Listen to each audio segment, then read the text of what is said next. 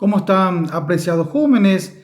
Retomamos nuestra materia de historia y geografía en referencia al tema gobierno de José Patricio Guyari.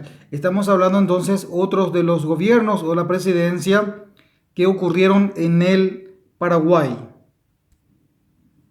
Entonces, ahí tenemos la temática, el gobierno de José Patricio Guyari Corniglioni. Fue un político del Partido Liberal Paraguayo, fue presidente de la República del Paraguay en los años 1928 y 1922. Durante su periodo de gobierno hubieron hechos prácticamente relevantes que podríamos decir que ya estaba ante una antesala de la Guerra del Chaco.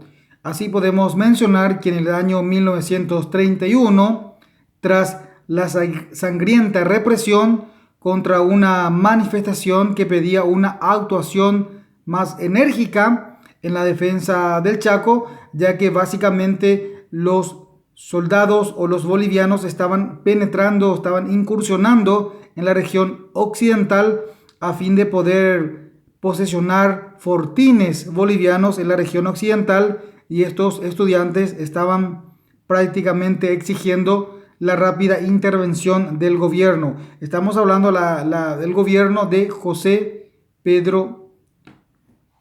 Patricio Guyari ante esta situación que atravesaba en esta época la República del Paraguay. También podemos decir que abandonó el cargo para ser juzgado por el Parlamento y posteriormente fue absuelto, recuperando así la presidencia. Esto es básicamente una idea, una noción, pero estaremos observando algunos detalles de estas rebeliones, de estos acontecimientos que tuvo durante su gobierno. En este segmento estaremos observando algunas obras que fueron hechas durante su gobierno. Son creadas las respectivas escuelas de odontología y ciencias económicas, base de las facultades que llegaron después. También la educación, tanto civil como militar, se tuvo en cuenta durante su gobierno. En el año 1929 se sanciona la ley 1048 de la reforma universitaria. En el año 1931 se establece un nuevo plan de estudios para el Colegio Nacional, para los colegios públicos. De esta manera entonces se hace una reforma en la parte de educación y se establecen proyectos en referencia a la educación, programas, proyectos, planeamientos, con el fin de poder, digamos, que la educación pueda tener nuevamente un auge en cuanto a este estamento. Y en el orden castrense se habilita la Escuela Superior de Guerra. También se adquirieron las cañoneras, siguiendo con la temática del presidente anterior, estas cañoneras a fin de poder hacer frente ante una eventual ante un eventual conflicto que tuviera con el gobierno boliviano, ya que en esa época también los bolivianos estaban instalándose en la región occidental o Chaco y también formando fortines de tal manera a posicionarse sobre la región del Chaco. Y ante esta situación, el gobierno ya silenciosamente se estaba preparando para poder prevenir cualquier avance del contingente boliviano. Y en este punto, en este segmento, estaremos analizando algunos de los antecedentes de la Guerra del Chaco.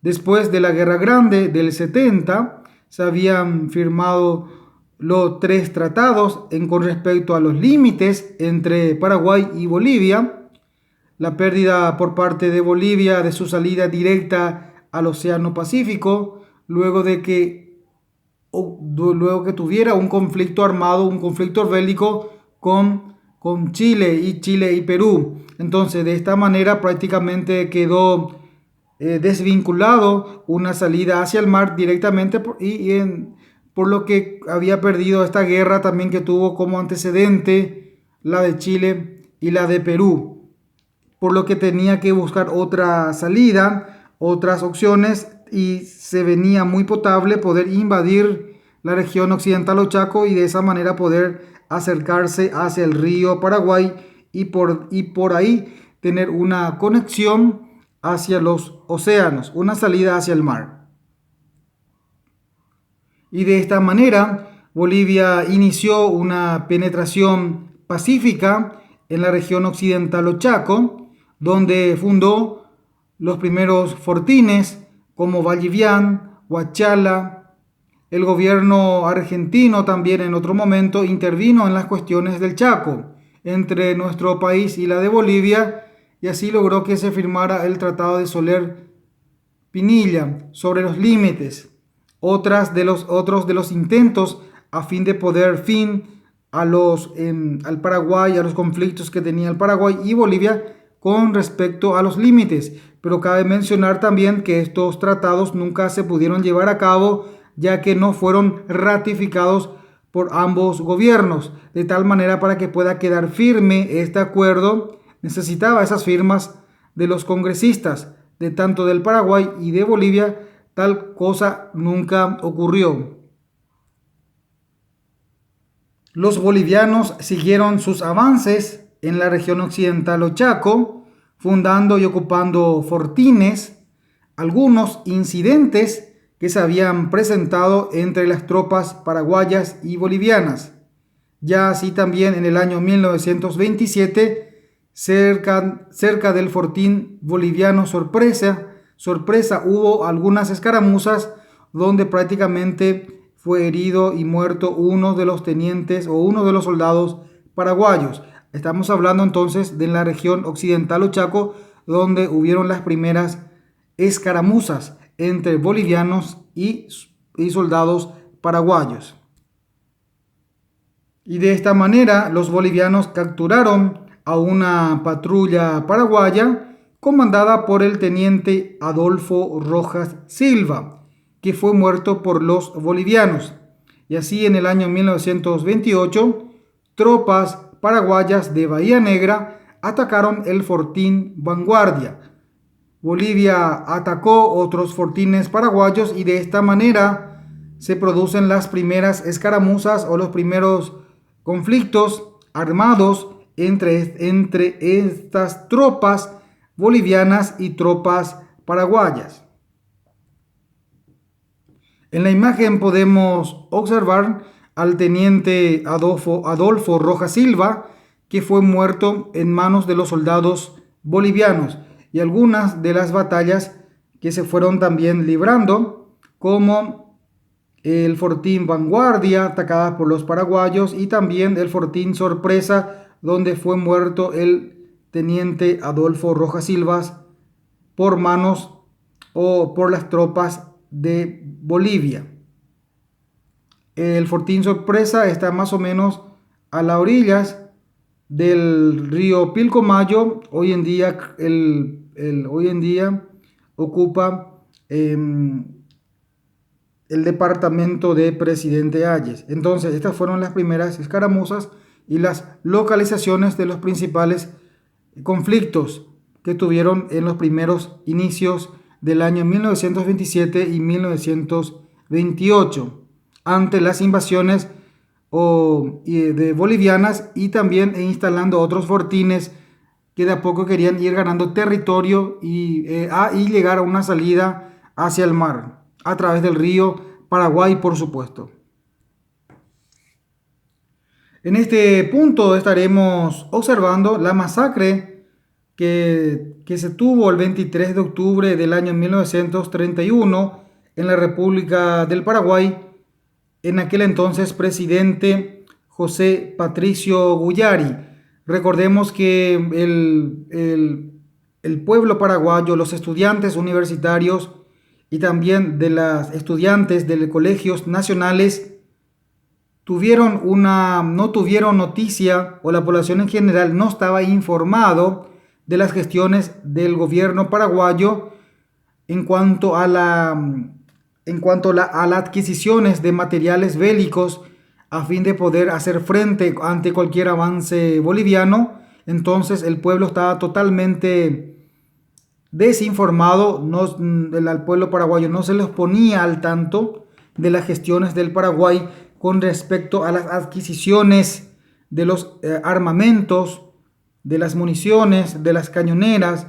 Entonces, pareciera ser que el pueblo se había dado cuenta de que el gobierno no estaba haciendo las gestiones pertinentes a fin de la defensa del territorio chaqueño. Entonces, esto hace que se muestre muy preocupado los universitarios.